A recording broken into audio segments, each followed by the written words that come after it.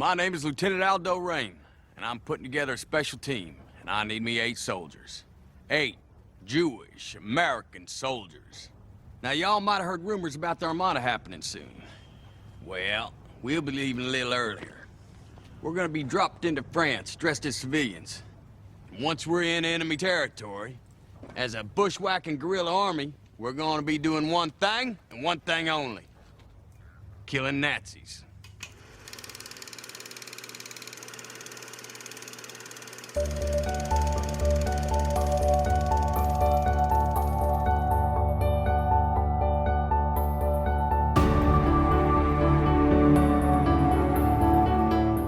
Hi, I'm Sophie, and I haven't seen a lot of movies. Hi, I'm Paul, and I'm here to help with that. And we are SP Film Viewers.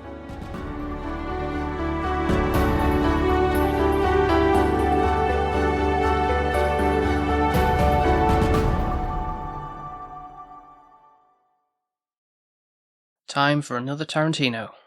Exciting. It's exciting. Okay. I'll preface this now that I think, unless this rewatch, I'm going to change things around. This is my favourite of Tarantino's work. Really? Yeah. Don't say this because you're going to now bull it up for me and then I won't think it's as good. Well, that's to be determined, isn't it, really? We did obviously do another one in the beginning of the year, which was Death Proof. And I made a slight mistake in the fact that I think I said, if I remember correctly, that was the 6th film of Tarantino's, which isn't technically true because you count Kill Bill 1 and 2 as one film as a whole, as opposed what? to... No. But, It's not like Harry Potter where the 7th one should be one film but they decided to do 2. It's definitely 2 different films. well, I think that's just on the basis of because Tarantino says he wants to do 10 films and he hasn't done his 10th film yet, so going through basis of what order of films we've got already covered up to what's left, then he's only done 9. So that's why I'm saying, so this is the 6th film, and it's the only one I've seen at the cinema. So if it's the 6th one and it's the only one you've seen in the cinema, what about like 7th and 8th and 9th? We haven't ever seen those. I don't know, I haven't gone to the cinema to see him. Well, you've kind of seen partially one of them, but that's to get to down. Well, can we see the 10th one in the cinema then? Shall we make a pact? Whenever that happens, yeah. Yeah. Because there was ideas, Obviously, and then he's... We better not be dead by then, but... Yeah, will we ever see it? But no, yeah, this one went to see with, like, Alex and Jones and Leone stuff. So that kind of strengthens the enjoyment from it, from that. How old is it? Because I wasn't invited. Well, no, this came out in 2009, so, so before I even knew you. I've been beefed then, I'm like, why are you going to the cinema without me? So the film synopsis I'm going to read out now, and it goes like this. In Nazi-occupied France during World War II, a plan to assassinate Nazi leaders by a group of Jewish US soldiers coincides with a theatre owner's vengeful plans for the same. I don't know why it's abruptly ended like that, but that's why IMDb's reading this. It's because the reason why you like it because there's a theatre owner in it. A film about a film. Well, amongst other things. Film about a film, though? In a way. But I think like he's kind of Tarantino sprinkles that in somewhat. In you love a film about a film, though, even if it's got actors acting as actors. Do you know what I mean? Yeah. Oh, are they acting now, or are they being their real character? You know, it's like that other upper level. Deep layers. Oh, yes. Okay. So. Well, I've got high expectations, but I don't know. Who's in it? Oh, so we've got Brad Pitt is one of them. Mighty fine. Is he the one who went out with Jennifer Aniston? He did, yes. I always get Brad Pitt and Leo mixed up. It's the same people. Never see them in the same room together. Yeah, I've been like seeing double. I'm like, what? Which one's which? I think I prefer Leo. I think you've seen more Leo. In starring roles and such, perhaps. But does Brad Pitt have a weird voice? He does in this. go with It's that. just more American than Leo, like the twang. Yeah, he's got more prominent. Leo speaks nicer. Yeah, I guess. Yeah. In terms of other people, you may not know as such, really. Okay. So, but yeah, Is Brad Pitt the main man? he's one of the main players in it. Yeah. So. What do you mean by main players? Or is it like a Love Actually thing where there's like so many people going on? There's no actual lead. No, it's like when you're saying a play, the players who are the actors. That's just a way of wording it, really. The cast then. So he's a lead. One of the leads, yeah. He's not the lead. Okay. As such, there's a fair few people who are. Yeah, so ensemble cast. Let's go with that then. Right, let's get into this. It's quite a long one, so. How long? 2.5. What? Again. What are you doing? Do you know I'm a busy lady? I have a life. Are you? Yeah. Doing stuff when I'm not involved then, is that? I've got so many exams coming up and having to run a house. As a B&B? Run that. Yeah. What do you mean? Like you running the house, like got to turn the overturns of. Yeah, make it tidy. Right, let's go watch this 2 hour and 30 minutes film. And the title, which I've realised I've not said yet, but you'll gather from clicking this episode, is Inglourious Basterds.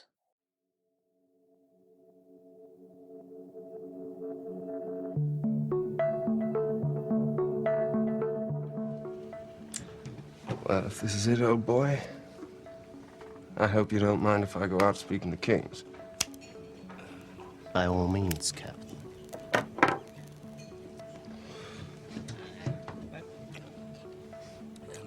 There's a special rung in hell reserved for people who waste good scotch. Seeing as I may be rapping on the door momentarily.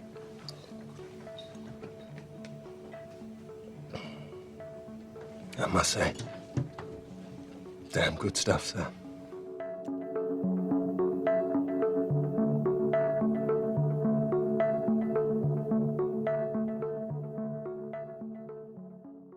And we're back. 2 hours and 30 minutes of my life later, and we're here. You saying that in a good way or a bad way? Or... I'm not sure. Right. I'm not a massive fan of war films. Yeah, this you could class this as a war film, but it's not like technically in the heat of. No, but I mean the subject battlefront. of war and just. And I don't think anyone's really a fan of war, are they? The only one that I really do kind of appreciate is Jojo Rabbit for that kind of. Okay, yeah. Like that doesn't seem to. Jovial. Yeah, play, which it's taking the mick out of.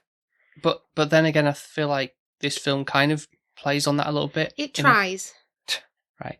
It's not as humorous and funny as like Jojo Rabbit with it. Mm-hmm. I think there is a lot of serious plots and twists and trying to get, like towards the end, that all kind of come into fruition. Mm-hmm.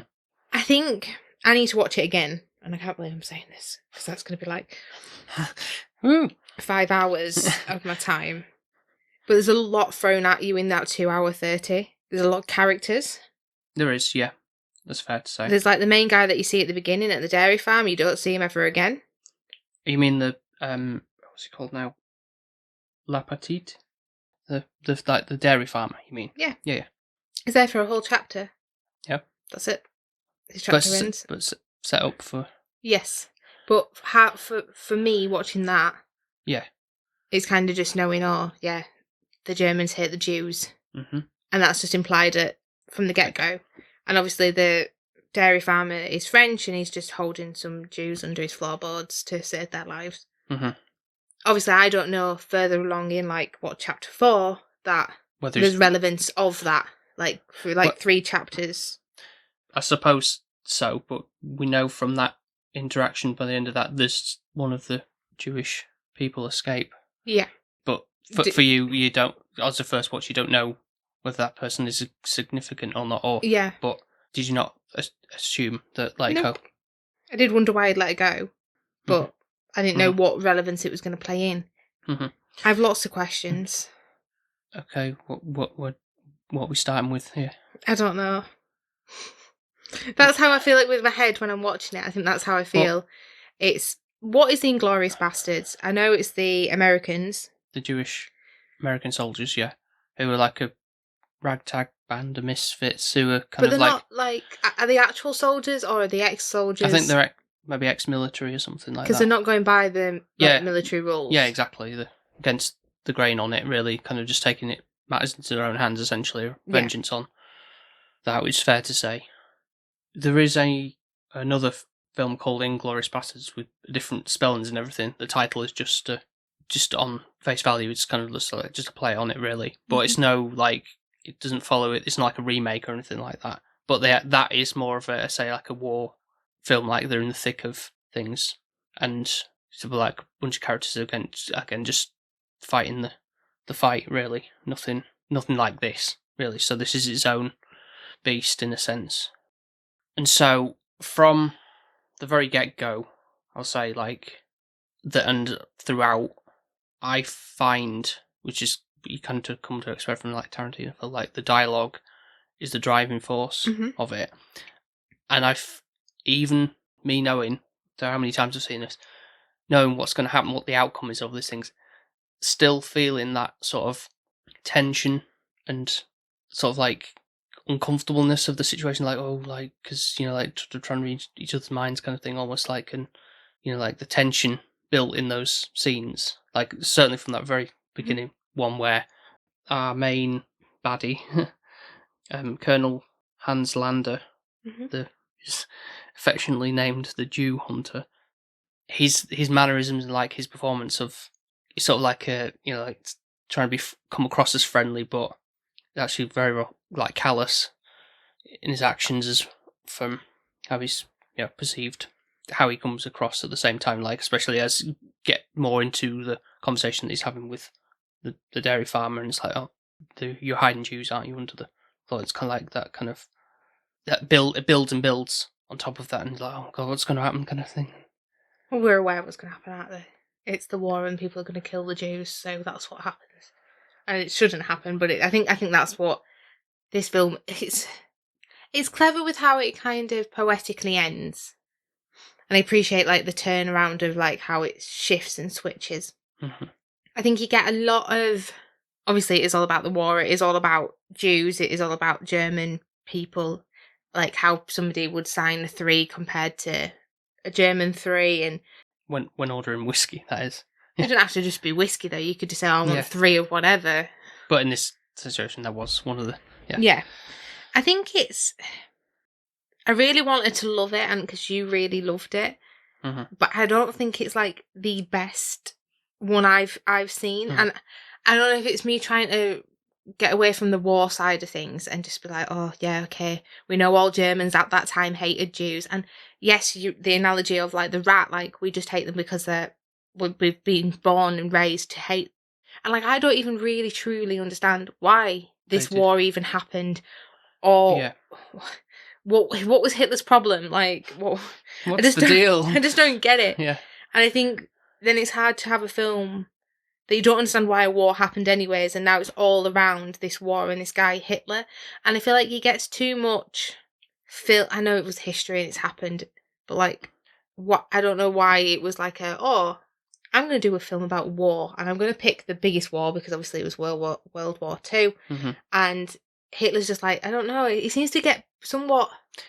He's like one of the most infamous people in history, basically. And it's just annoying. With his little wanky moustache. And it's just like, why are you so powerful? When all you did was send your German men to do it, you didn't naff all. And I think it's, okay, it does show the history side of it, it shows the politics side of it as well. I think it is very political within this as well, the way that is kind of shown. Yeah, but to me, it doesn't seem like too bogged down in that, because the way the dialogue is delivered, and the sort of like having these sort of like downtime moments where he's like sat in a bar having a drink and everything like that, and he's sitting smoking whatever, playing games and in amongst all the things. It's not like a big like courtroom drama or anything like that. But it is, because they're all being very mindful and playing tactics of what they should say. Okay. Like, they're not who they're meant to be at that point where you're saying they're playing games and drinking. It's actually, I'm an American. I need to put on an accent so that the Germans don't suspect anything. And I think it's just...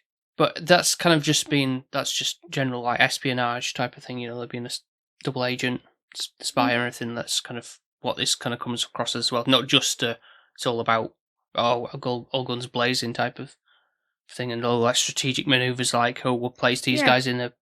Yeah, I'm not slagging it off, Paul. I don't know why you're getting so defensive. But No. I'm just saying, it's one of those films where you have to be proper tuned on for 2.5 hours to actually truly get the value of what's going on, is what I'm meaning. Like, the dialogue is... Normally I love heavy dialogue, but I like... Do you think this time, because of the majority of it was like subtitles as well? Well, you didn't tell me that, did you, in this pre-ramble, that I was going to be a 2.5 hour film? It wasn't all... And partially subtitled. Yeah. I struggle with French subtitling. But some of it was German as well. Well, I can't tell the difference. Really? Apart from when they say 9. No. 9. Then I know. No, some of the French I can tell, but, Because there's a certain... twang. Enunciation with... Yeah, but I think...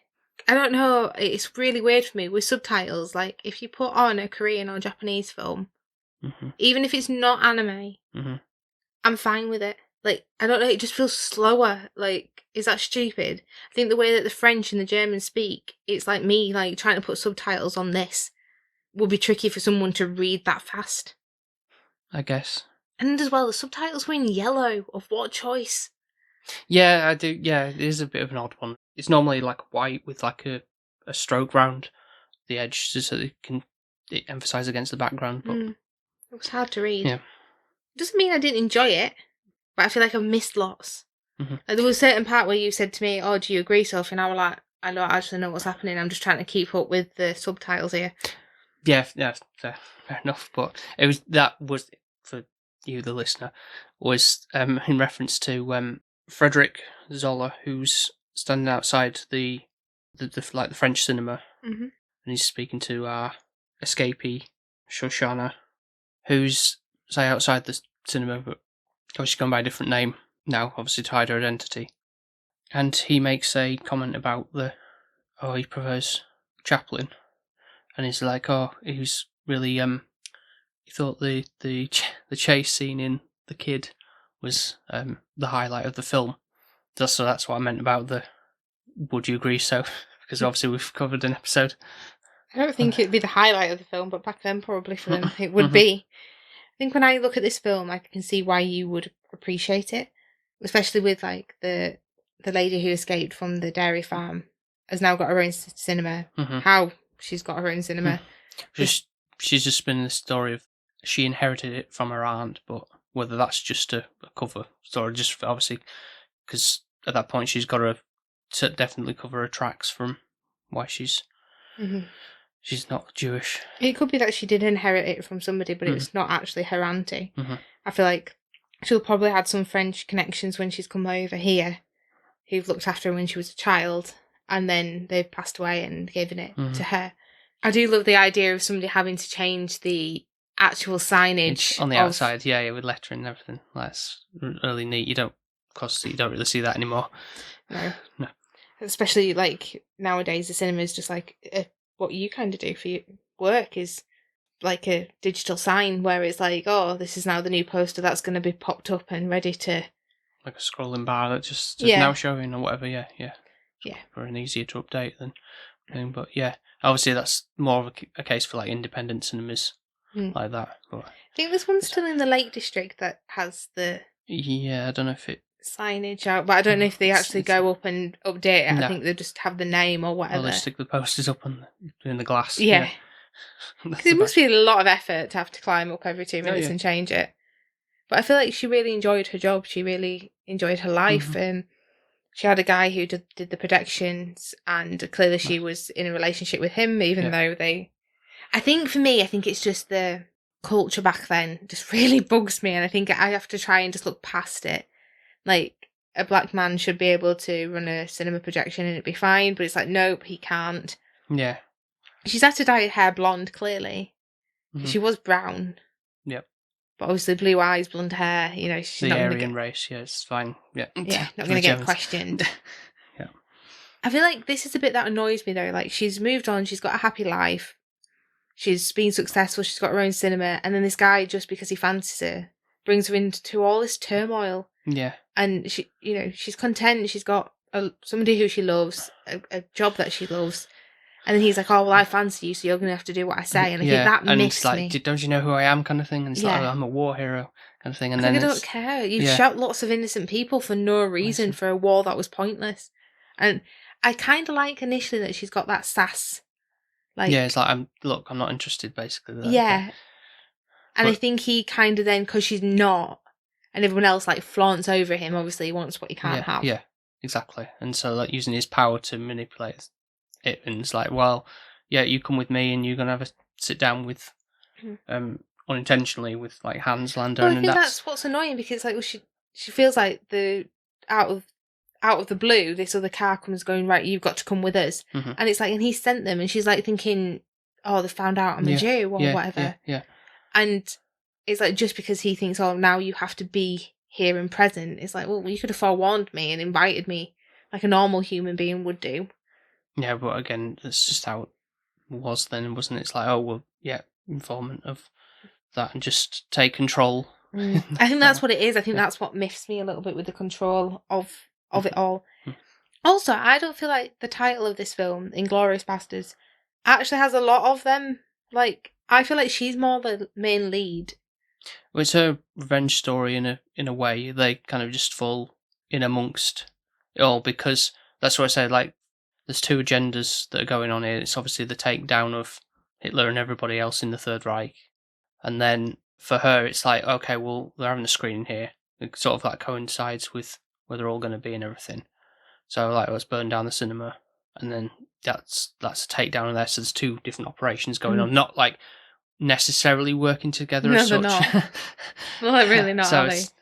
Because obviously the two guys that have been sent in to blow the cinema up in the Inglourious Basterds group, they're obviously going to be kind of like a terrorist in a sense, and going to blow the cinema up and themselves. And she's kind of doing the same heroic thing with blowing up her own cinema.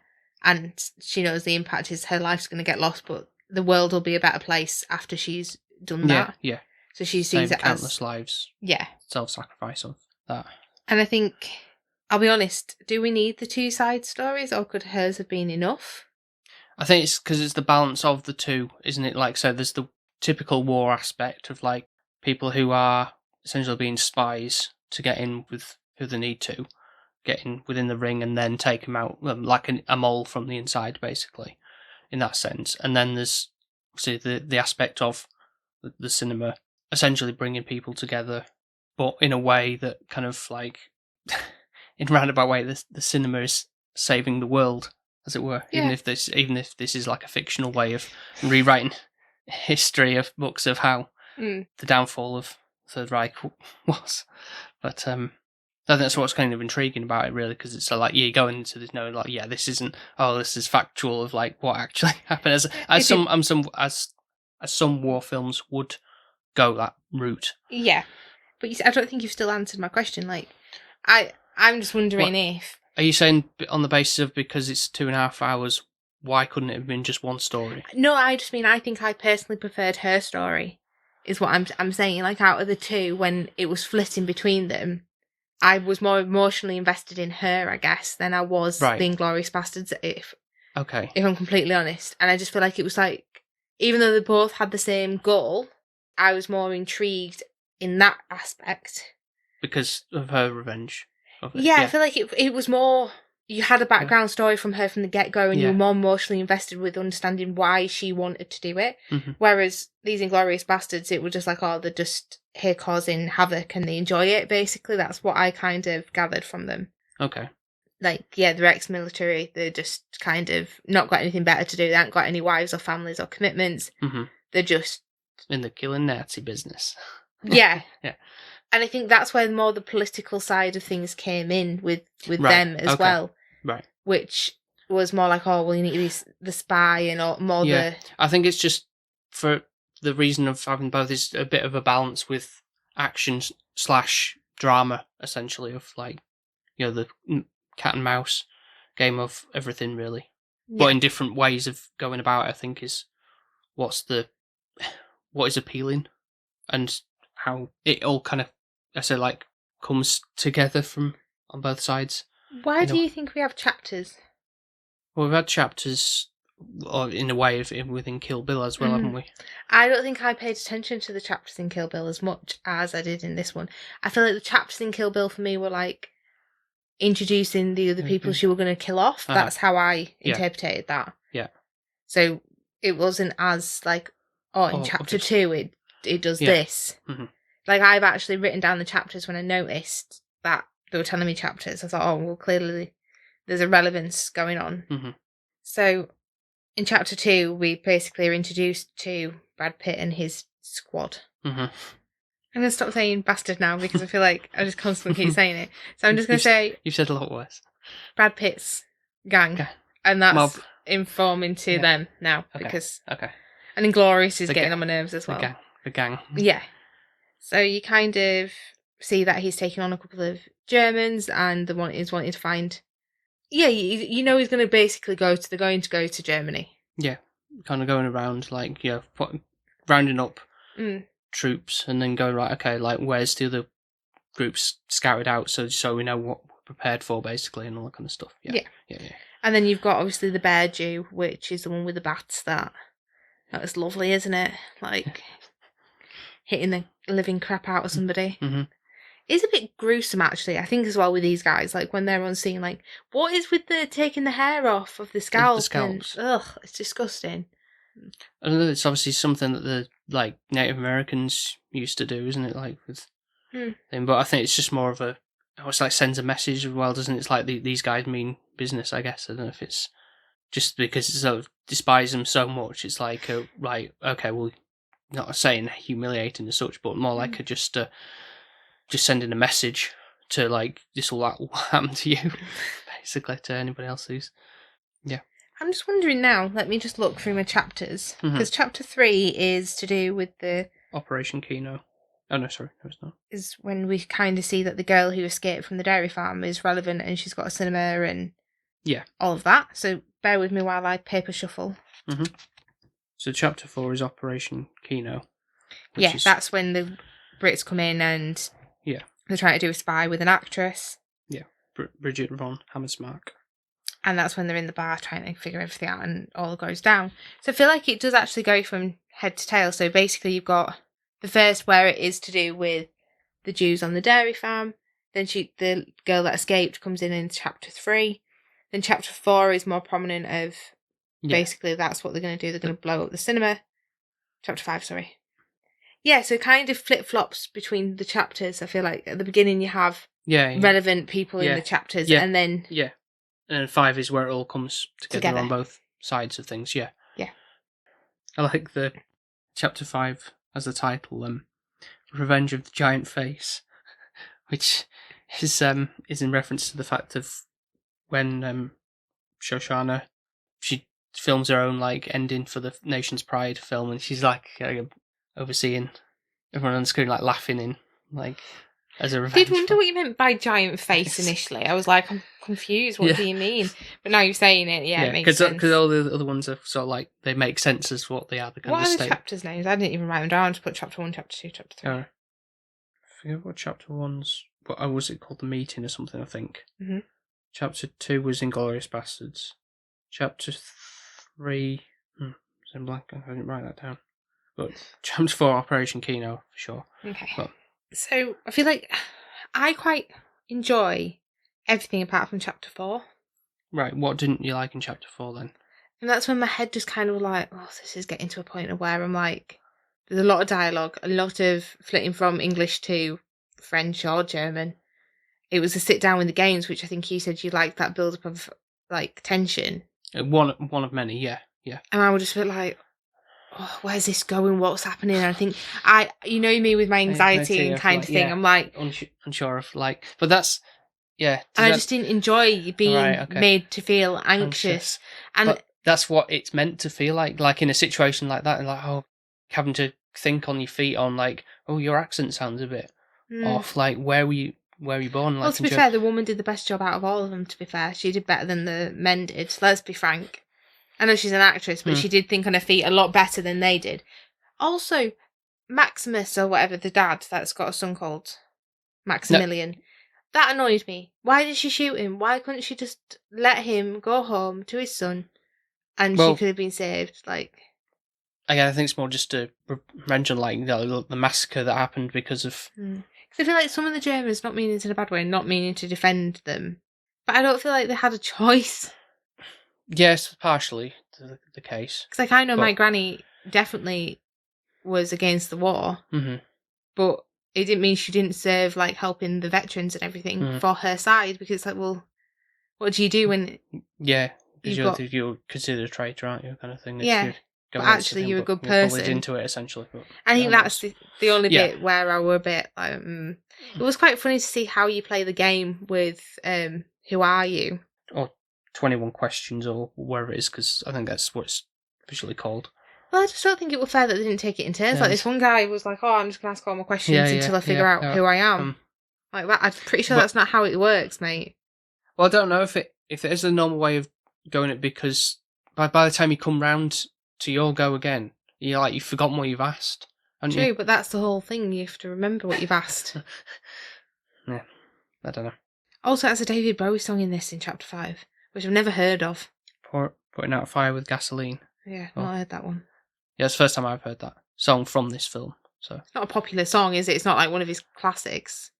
I think it sounds pretty good, but not up there with like Heroes or Let's Dance or anything. But still like a deep cut. That's but it's not like you say in the top charting one that I would be like, oh, I'm aware of this. I actually did wonder if it was one of his older ones, like that he'd done.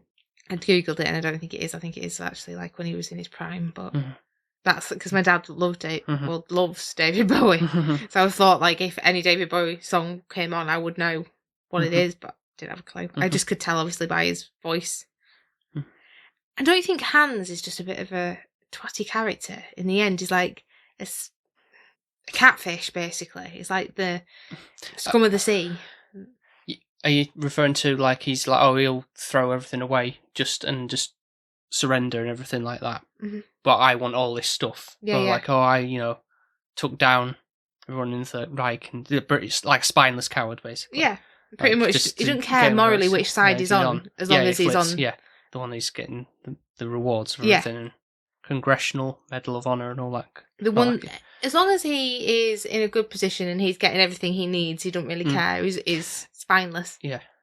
So throughout the film, he's like a good character in the fact that you love to hate him, basically, because he's the way he manipulates and the fact that he can speak like 4 different languages, French, Italian, German and English, obviously, again, to manipulate and work around that, because like he's like, it's like the first film I'd seen him in, and amongst quite a few people, to be fair, like even Shoshana as well, and they all play fantastic parts, really.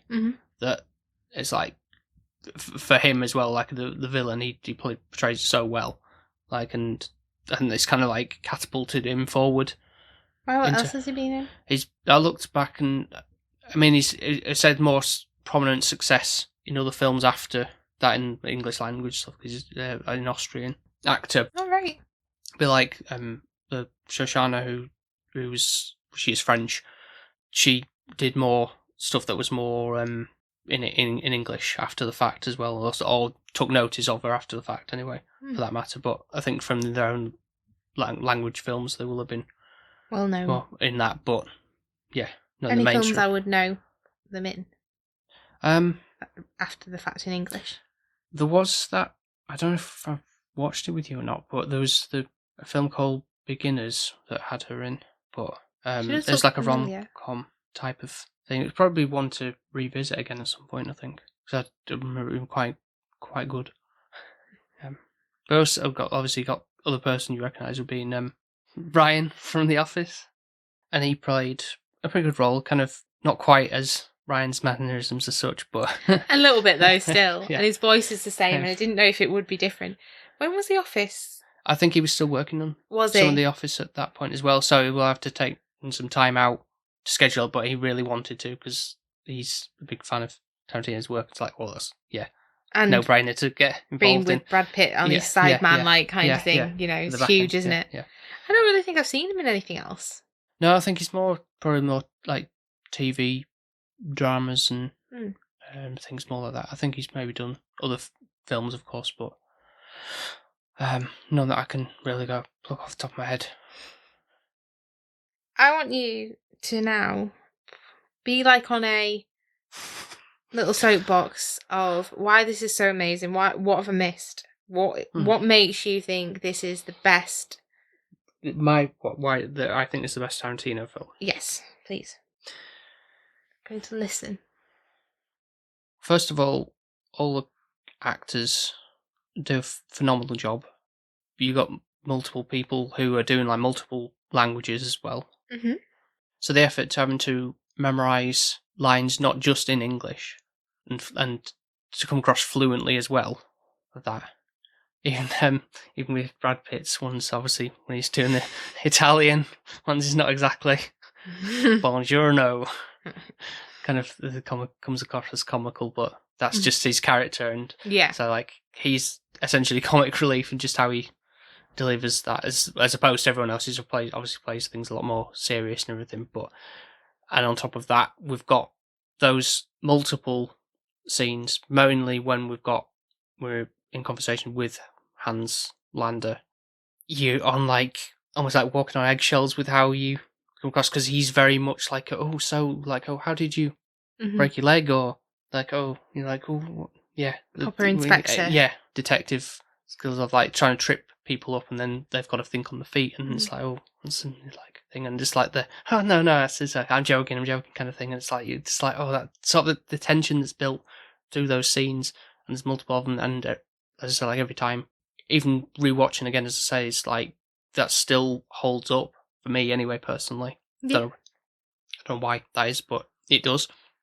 Even like from when, as I said before, like when Shoshana's in the restaurant in France, and it's like it's that she knows him, but he doesn't technically know her because he never saw her face. Mm-hmm. So it's like, is she gonna get out of this okay? And then she's all like crying of relief once she delivers him. Like, I'd have waited a little bit longer because he could have come back any second. Yeah.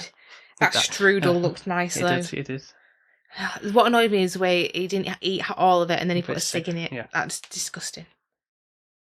You have your typical Tarantino flair, of course. Things like the introduction of Hugo Stiglitz, and he's got like his own like title card, and it's like, he killed like 13 Gestapo officers, and there's a little montage of him been doing that kind of stuff, and it kind of like dramatic, like like he's comes across in that. When you were saying way. that, I thought you was going to say about the feet. Oh, I was getting to that as well. Obviously, there was you had to have that in as well. Which, of course, obviously didn't do anything for me, really, but just like, there it is. Got to be included. But the fact, obviously, and again, it's like still the appreciation for the cinema, even if it's obviously are films that are kind of like films that are depicting the war and like essentially like promoting it, really, like, it's a good thing, and like, this is comical. The fact that the nation's pride is like, to Germans, it's like, it's a comedy, essentially. Yeah. But like even you said when we were watching it, that'd be a pretty boring film to go to watch. Like, there's another person dead. Like, how many times can we do? And Hitler loved it, apparently. Yeah. Just on sidetracking there, the fact that I think anybody who playing the character of Hitler in a film is very brave, because again, that could be like a bit of and didn't think that like, who have you done played in films and Hitler? But the makeup and stuff on that, like I say, like certain people as well, like it definitely looked like Hitler, didn't he? Yeah, no mistaking. Yeah. And music as well. There's the score, which like even from the very beginning, it feels like a spaghetti western. Yeah, it does. which is obviously happens to be because of the fact that the same composer for Good, Bad, the Ugly was Ennio Morricone. Was a lot of the tracks in that Right.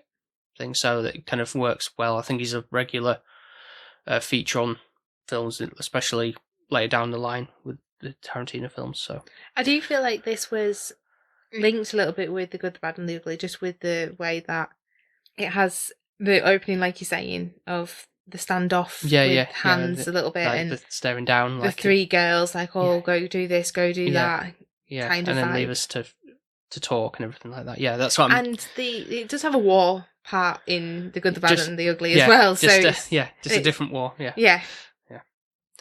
And overall, I think it's just how the story kind of like flows, comes together at the end with everything. Really, that you do get I feel like a somewhat satisfying end, even if people that you maybe didn't want to, because I know you were shocked at the fact that Shoshana gets killed. And I know that sounds stupid because I know she was going to die anyways. Like, I'm not stupid. She might have been able to get out of the. No, I didn't think. I think she was going to be like self-sacrifice. Like, I think she was going to burn the cinema up and she was going to go up in flames with it. That's how I interpreted it. But that would have been more poetic ending for her because of how her family died. It was her choice still to die, which kind of got taken away from her for her naivety of going to check on him. Like, why I'd have just shot until I knew I wouldn't have gone near him until like he was dead. No. But obviously she then was like, oh, I've shot him 3 times, he'll be dead, push him over and then get shot herself. And then I'm like, oh, well, I hope that I was getting anxious thinking, well, I hope she's put that reel on.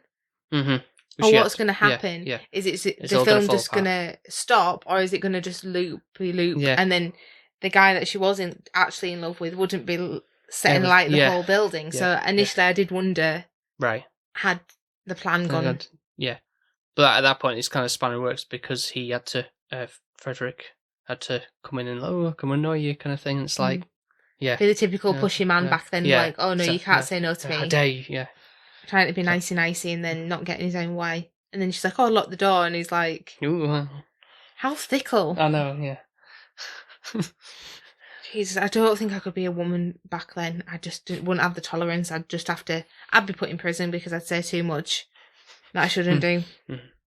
The only bit I do think at the end is obviously, don't you think the 2 guys with the actual dynamite on the legs, like, they're just shooting. It's like, I'm sorry, there's somebody else already beat you to it. They've blown up the whole cinema. Everyone in this room can't get out. They're just going to die anyways.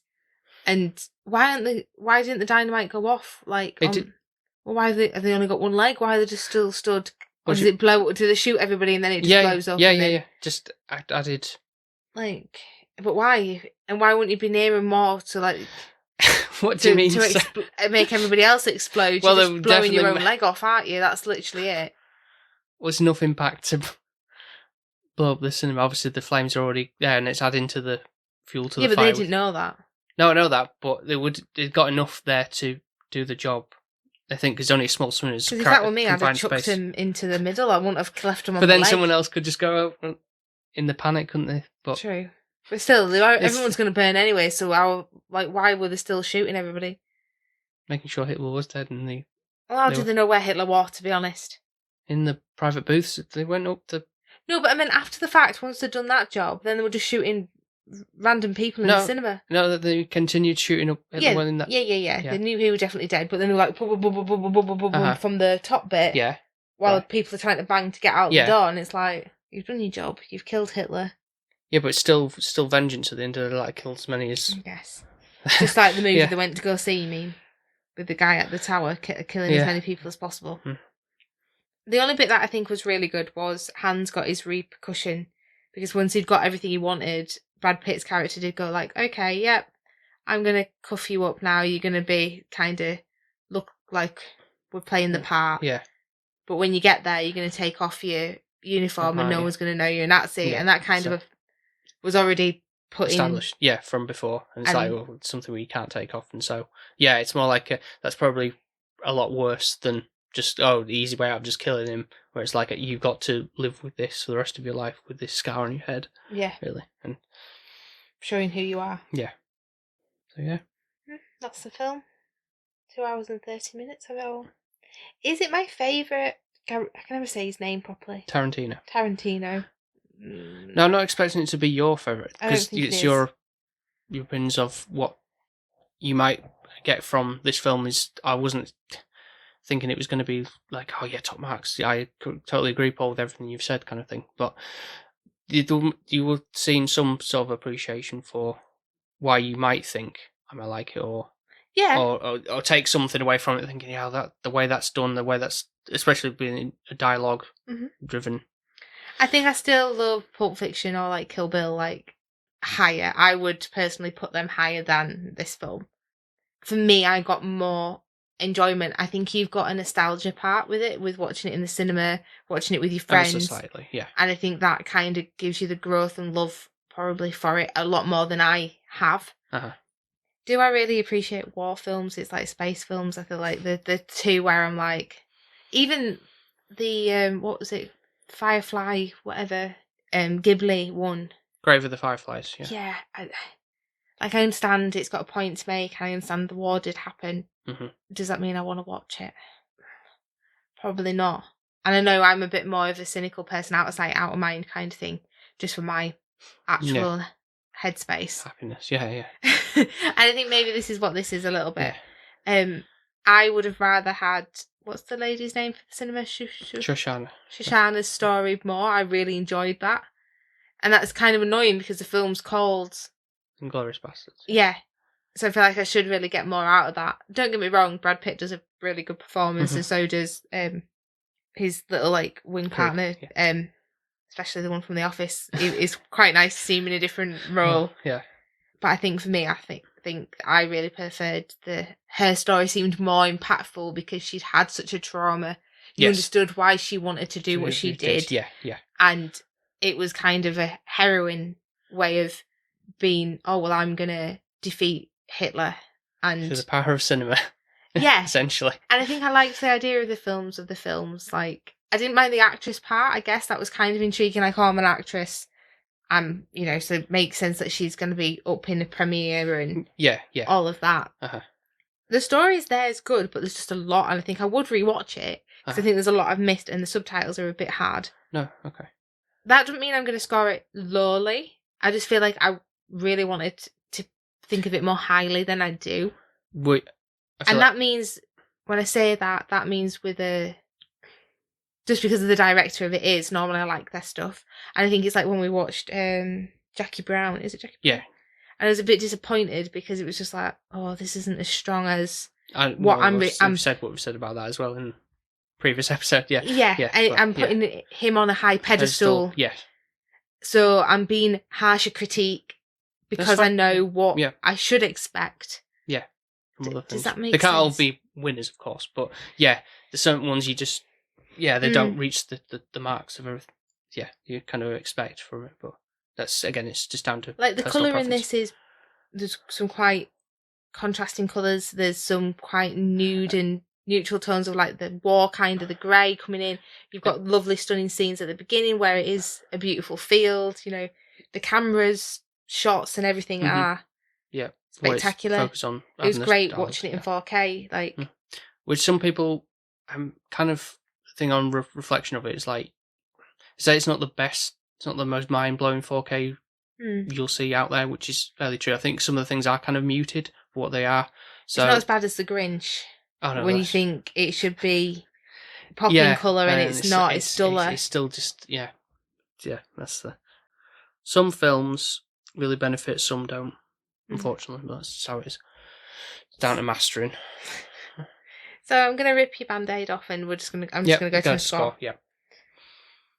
It's going to be an 8, so it's not low.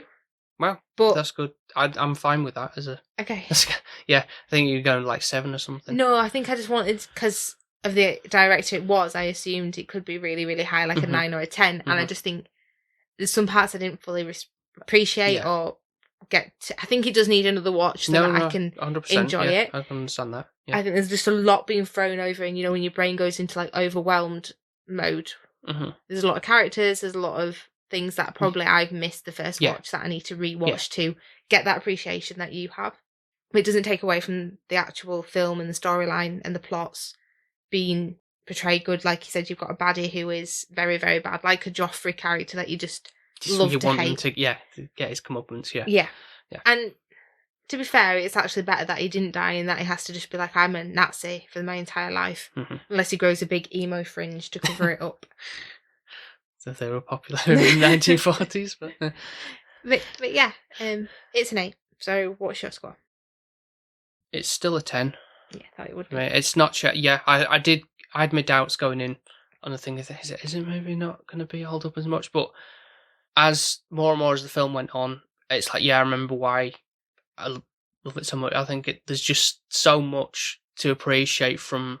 So this is the way everything's directed, the story, the way the story flows, the way the characters are in a comical sense or a more serious sense, and just the sort of like the mind games that are going on constantly in those conversations that kind of just hold your attention through that. For me, like paying attention, like how they work around things in that situation, thinking how would I'd screw up 100%. You would. Well, sooner than some of the other things. You put your foot in it straight away. I'd be like looking at you, stop talking. Kicking under the table. Yeah. So but and again the music as well, like top notch. Yeah. Yeah. So still is, unless when we come to see the other films again, with that have not seen as much, whether they'll tip the top spot over, but this still is my favourite Tarantino film. I'm glad you enjoyed it, Sweets. I'm glad you got some appreciation from it, but I like I say, I didn't expect you to be like on the same wavelength as I am with it, especially on a first watch. Yeah, because there's a lot to take in. But that's the thing for me, and if it's just because I've seen it so many times, but not again for it being a long film, I don't feel like any of it dragged. Even though I know, like, the point of, right, this is coming up, this scene, this chapter, whatever, and thing. I'm not going like, oh, come on, get to it. Anything like that. I think the only time I got to that was with but I think it was the anxiety of, like, the actress and knowing that they were meant to be a spy and meant to be providing the information they needed to go to the premiere, but that's good. Again, it's keeping you on your toes a bit, like, oh my god. I still feel like they shouldn't have shot that guy though. His kid had only just been born. It really upset me. I was like, oh, poor woman, she's going to be like husbandless now. The kid's what going to about be all without the a other dad. people, like the one, the innocent bar staff and everything like that? I guess, but I didn't know their background, so I can't really be upset. But he'd only just become a dad. He was a bit of a drunk, like just annoying. I can't stand people who just like you're having a good time with your friends or whatever, and some just pisshead just comes up and tries to have a conversation. Like, just get away. True. Yeah. To be fair, he should have been at home with his child, exactly. really, to be honest. But yeah. Yeah. So that's another one ticked off. Yeah, now we're into September as well, so soon going to be my birthday special coming up. But like, before long, yeah. I was just going to say that with the fact that it is September now, obviously I'm going to enjoy September as much as I can until October comes. And to be fair, I have been really generous.